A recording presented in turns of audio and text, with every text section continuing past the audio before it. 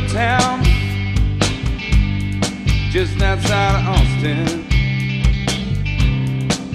Well, there's a girl who holds the key to my heart. In another town, not too far away, I'm just sitting here with my world torn all apart. And I'm just wondering when you're gonna claim this damn old heart for the lost and found.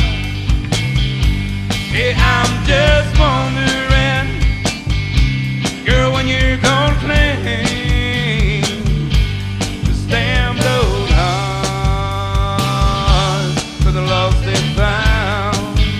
Come on, find it, boy.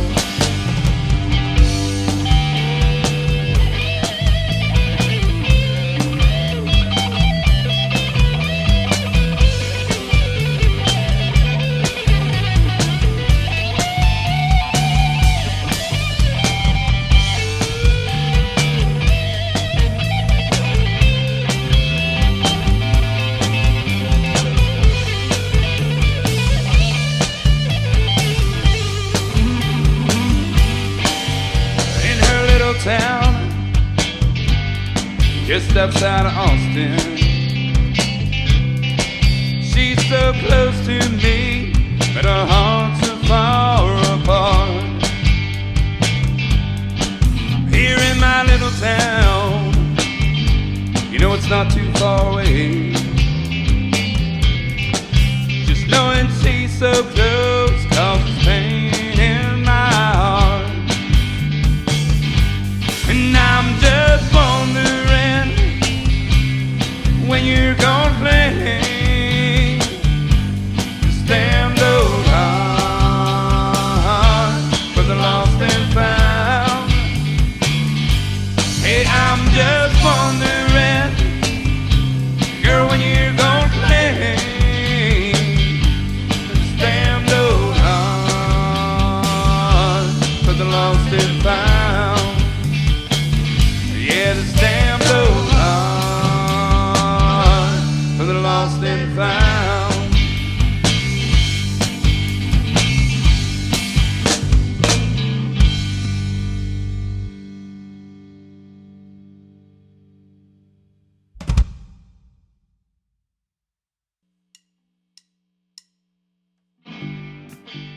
How long have you been playing with this lineup? This lineup, when did you join? Because Dave's about little over 2 years. Yeah, March. Is that right? 2 years. Been that long? Yeah. Wow. Andy, right? Like a year and a half. March 9th. Yeah. Yeah. And then Tree. Last week. Tree's the new member last week. Tree's the newest. I could member. tell in your bass playing. He's the new kid. But yeah, I bet. But the band's been going about 10 years now. 10 years? 11 years. Wow. So there's been, I would assume at this point in time, A lot of different. lineup changes. How do you feel about this lineup is my changes? favorite. Is that right? Yeah. Nice. I'm not just saying that. What's your favorite part about the specific lineup? The specific lineup is these guys are ultimate professionals, and I don't have to worry about anything. Nice. Awesome. Nice. Awesome. That's a bottom great line. answer. Bottom line. Yeah. So Andy, you said you've been playing along for how long now? Wow. About 43 years. Wow, man. Yeah, Wow. 43 years. That is wild. Now, I always see, no matter what you're playing or where you're playing it, I always see you with the blue Marshall there. Yeah. Can you tell me a little something about it? Let's see. Why do you always tag this along with you? I mean, you know, I always heard, I've always, you know, I researched all these people with these boutique amps and, you know, all these different amps and crap like that. It's like, oh, it sounds just like a Marshall. Well, it sounds like just like a Marshall. I was like, screw it, I'm going to get a Marshall. Get a Marshall. That makes sense. So, you know, and it actually helps me get a little exercise during the week. Now, how often does the band play out? We try to during the summer when things are going, when this COVID shit ain't going on. Right. Yeah, messed up a lot. Almost every weekend. Yeah. You know, Nice. sometimes 2 times a weekend. But, Wow. you know, we like to keep busy. Every once in a while we'll have a little weekend off, but we try to play pretty regular. That is so awesome. Book everything up. Great. Mr. Tree, how about yourself, man? How long have you been playing bass? It's about 78. Wow, dude, that's a long time. I can't do math, so y'all can figure that out. Let's say about 42. It's the same as me. 42? Yeah, about like him. Wow. That's Started off on guitar. 43. Yeah, Really? Going on 43. Wow. And I can actually tell you the date on when I started playing guitar. It was February 3rd, 1978. Now that is a specific date. Like, how does this stay fresh in your mind? It's I basically hounded my folks into buying me a guitar, a real guitar, and it's also the anniversary of Buddy Holly's plane Amazing. crash. That's amazing. Yeah, so that it stuck in my head for that reason. Wow, that is amazing. Yeah, Buddy Holly, Big Bopper, and Richie Valens. On February 3rd? Yep, February Wow. 3rd. I didn't know that. That is crazy. But yeah, me was 1978. So Well, I can't say me 40 was the, some odd years total. I took 16 19th years anniversary Oh, no shit. of Buddy Wow, Holly's that's cool. death. So, as far as you said, you started playing off as a guitar player primarily. Mhm.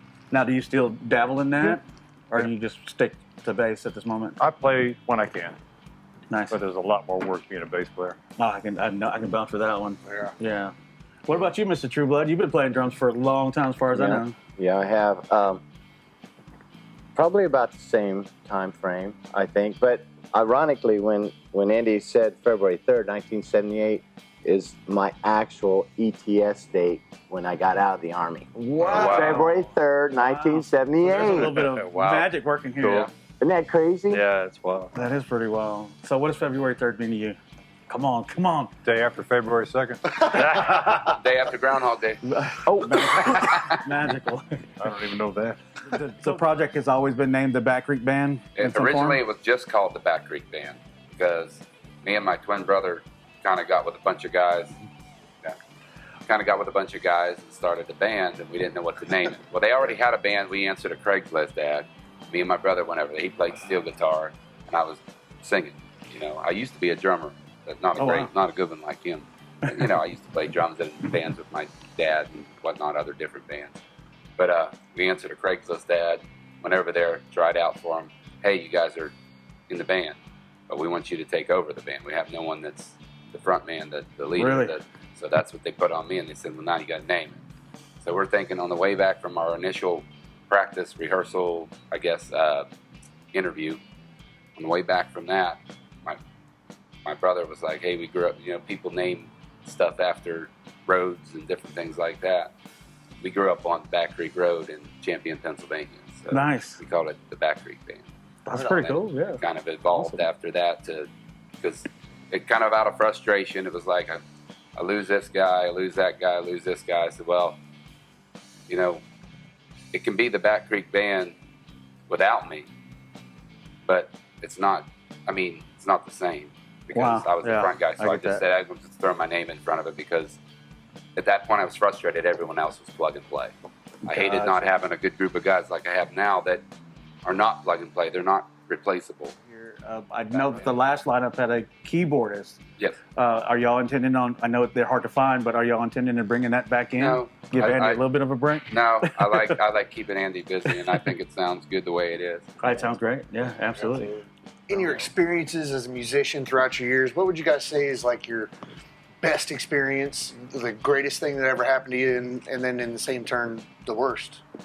I'll say one of my best was, and unfortunately, none of these guys were there for that. I got to play in Lukenbach, which is one of the big things. I'm not from Texas originally, but I embrace Texas. That's my home now.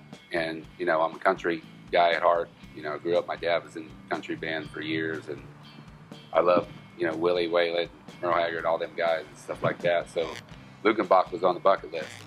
Got to play Lukenbach. So that was really good. Nice. So, one of the worst experiences when I first started the band, we had a guitar player supposed to play somebody's wedding. We get ready to start playing. He's so damn nervous he starts puking everywhere. So we're debuting, kind of trying to get into the thing, and you got a guitar player just puking all over the place. So Did you get through the gig, though? we got through. Nice. Show must go on. That's good. What about you, Andy? It was CC Top. We played at,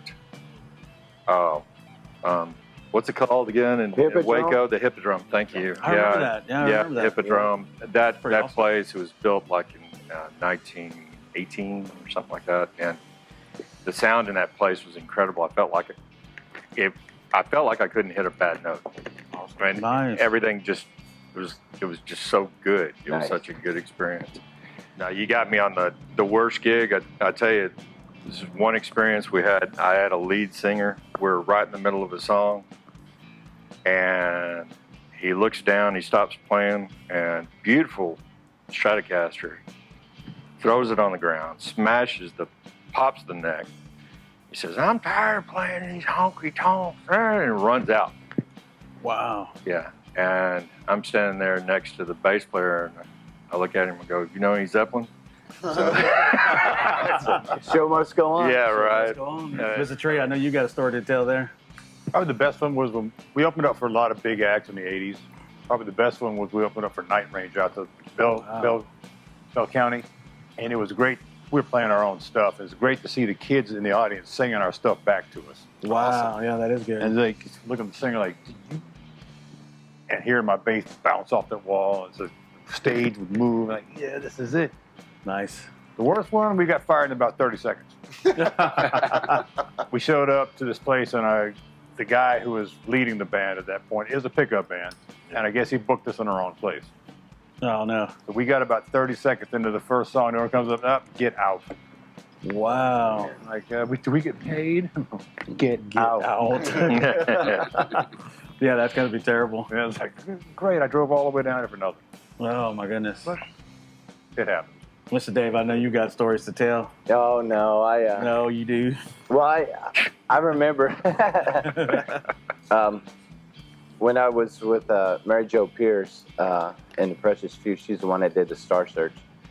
We ended up winning the Wranglers Battle of the Bands, and we got to share the stage with Lee Greenwood when he came out with God Bless the USA Oh, wow. and Sawyer Brown. And that was cool. I got to run sounds while being with this band. I got to play Billy Bob's in Fort Worth and run sounds for Mo Bandy. I've been able to open up for quite a few people. I can't remember his name. Something Story. He did a song, and Rick Trevino and some others, and just neat stuff. Yeah. But my experiences wise is I've always been able to luck out on and playing with some really, really great players. But I've been so content. But I've never been as content playing and more confident playing than with these guys right here. Awesome. The camaraderie, no drama. Our wives, our old ladies, we're all family, and it's just something that you can't take for granted. It just happened, and bam. Wow. Now I'm going to go to my worst All right, I want to hear experience. this. Oh boy. I actually got a few. Wait, it wasn't when we played the open mic the other night, was it? Back in the early 80s, we did this little club, and all the teenagers, we all hung out there, and they wanted a band, blah blah blah. So they called us in, and we went there and played. Well, we did a song by a band that maybe people don't remember, Blue Oyster Cult. Sure. How do you not? And they've got a portion in a song called Godzilla. Love the song. Where it goes, the drums do that. And I mean, it was grooving. And I broke time. Oh, That's the worst experience ever. The hardest part about being a drummer is being able to count to 4. Yeah. Yeah. And then when you do a 6/8 waltz, no, no, break time. Break time. That's awesome. Well, once again, guys, I want to say thank you for the performance today. Appreciate it. Awesome. I can't wait to get it out there and get your story out there. And thanks for Thank taking y'all. the time and I hanging out appreciate with us today. So I appreciate that. Y'all are absolute professionals, and we recognize that. I want to shout out to you guys for doing what you do. Yeah. I appreciate that. I mean, you Yeah, it's support very live music. You support, musicians, talent, and all that. I'm very proud to call you guys my friends. We Appreciate that. Thank man. you. Thank you.